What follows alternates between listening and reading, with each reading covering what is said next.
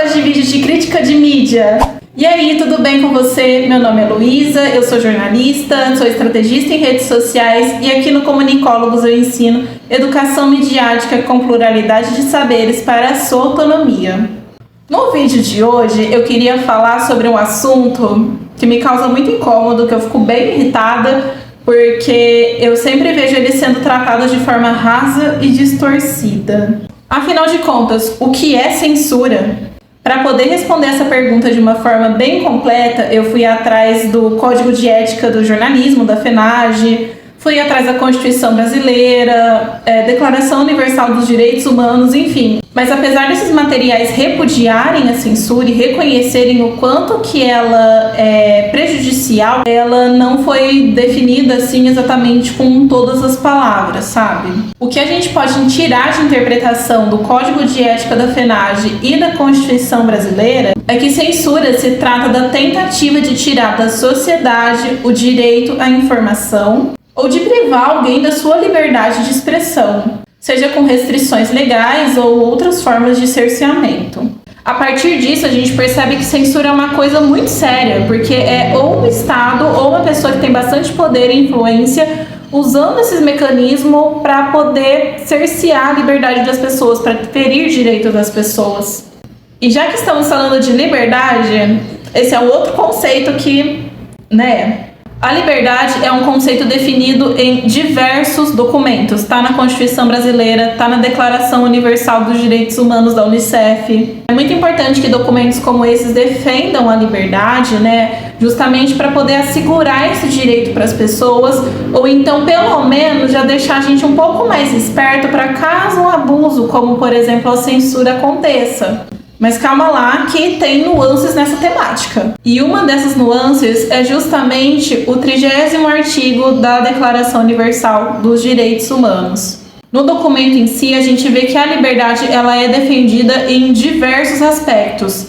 Mas nesse último artigo, que ninguém lê por sinal, está escrito isso aqui. Eu vou ler agora para vocês. Nenhuma disposição da presente declaração pode ser interpretada como reconhecimento a qualquer Estado, grupo ou pessoa do direito de exercer qualquer atividade ou praticar qualquer ato destinado à destruição de quaisquer direitos e liberdades aqui estabelecidos. Então, a partir do que está escrito nesse artigo, a gente consegue perceber que não faz o menor sentido abusar do conceito de liberdade de expressão para defender ideias discriminatórias, porque isso atenta diretamente contra os outros direitos que são defendidos, na Declaração Universal dos Direitos Humanos, inclusive a própria liberdade de expressão.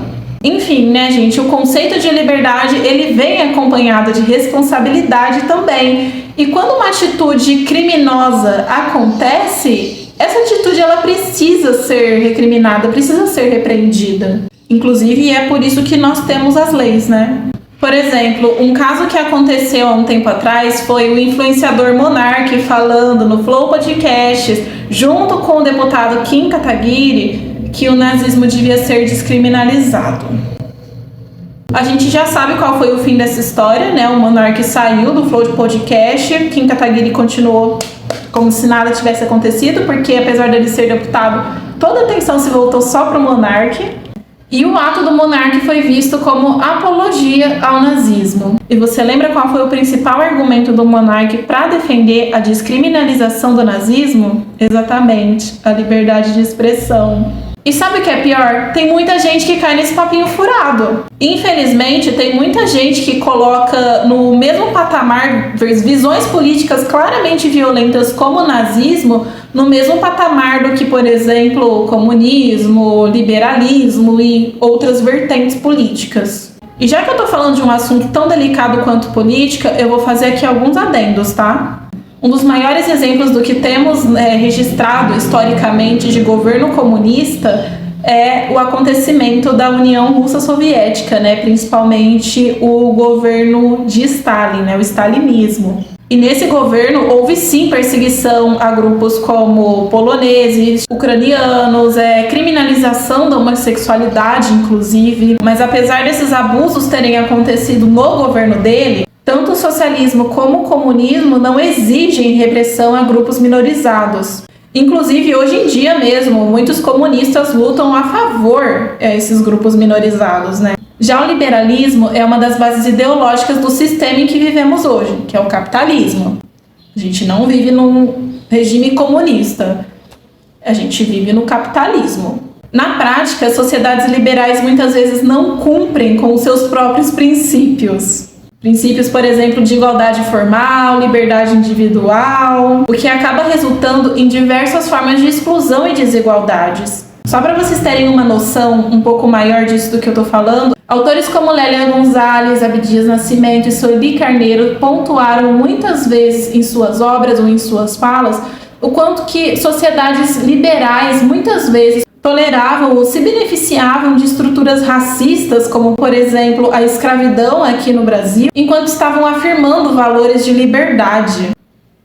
Liberdade para quem, né, gente? No caso do nosso digníssimo país, o capitalismo ele se estruturou logo após uma abolição da escravidão completamente fajuta, que inclusive indenizou os senhores de escravos, enquanto deixava a população negra, sendo que muitas dessas pessoas foram traficadas, né, do continente africano para cá, tiradas de sua família, tiradas de sua língua nativa, seus costumes, enfim, deixaram elas à própria sorte, enquanto, além de ter todo esse prejuízo, criava projetos de embranquecimento populacional. Esses eventos definiram o formato da nossa pirâmide social, define quem fica na base e quem fica no topo. Mas é importante frisar que na própria estrutura daquilo que se acredita no liberalismo, não tem a previsão de perseguição de grupos minorizados. Independente da minha visão política sobre o que eu defendo ou o que eu deixo de defender, dentre essas visões que eu citei, só o nazismo prevê formalmente a perseguição a grupos minorizados. E o resultado disso foi o Holocausto, Segunda Guerra Mundial, racismo, enfim, só coisas leves, de boas de se lidar. Gente, é ironia, tá? Eu sou muito irônica nesse canal.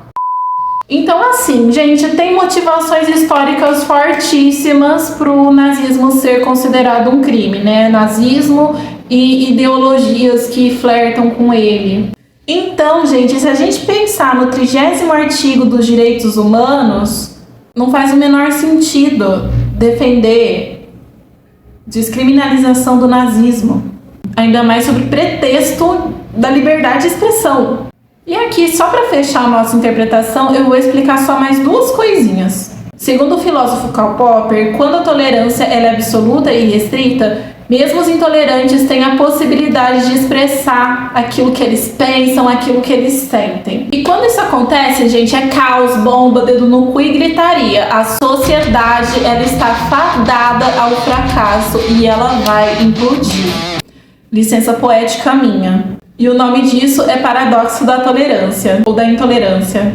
É um paradoxo que envolve tolerância. Eu sei que em primeiro momento parece muito contraditório, até um pouco hipócrita isso de você defender a liberdade de expressão, mas depois colocar algum tipo de restrição nela. Mas é importante lembrar que, gente, a realidade ela é muito mais complexa do que parece. E segundo a pós-doutora em literaturas africanas, Azindieri, professora da PUC-Rio, nem toda contradição é antiética. Ela teve essa fala na live Amor e Contradição. A contradição é algo extremamente necessário para trazer nuances no nosso ponto de vista, para que a gente não se perca nos nossos próprios pensamentos, nas nossas próprias ideias e não comece a defender coisas absurdas, né? Não comece a ser extremista. Voltando um pouco mais para a questão da censura, se a gente pensar em tudo isso que foi falado aqui nesse vídeo, uma pessoa faz apologia ao nazismo ou defende ideias completamente discriminatórias e é repreendida por isso,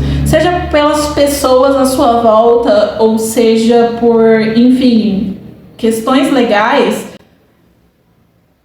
ela não está sendo censurada. Ela está sofrendo as consequências dos seus atos. Ou melhor, ela está sofrendo as consequências de cometer um crime. Que essas coisas são crime no Brasil. Sabe? É igual quando um ladrão rouba e é preso, sabe?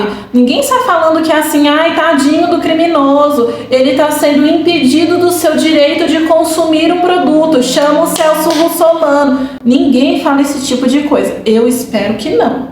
Outra coisa que acontecia, que era muito interessante, quando as plataformas fingiam que se preocupavam com a questão das fake news. Se um deputado postasse um conteúdo claramente mentiroso e aparecesse aquela tarja lá da fake news, falando, esse conteúdo aqui tem informações distorcidas, informações falsas, tiradas de contexto, aquilo também não era um tipo de censura, eram as plataformas digitais assumindo uma parcela de sua responsabilidade social de evitar, que tivesse conteúdos mentirosos e que poderiam manipular as pessoas. Mas, gente, como responsabilidade social aparentemente estava atrapalhando e muitos interesses das empresas, agora a gente tem esse mar poluído para nadar nas fake news de braçada, à vontade, e ter o direito de ser enganado por gente mau caráter. Isso é muito legal.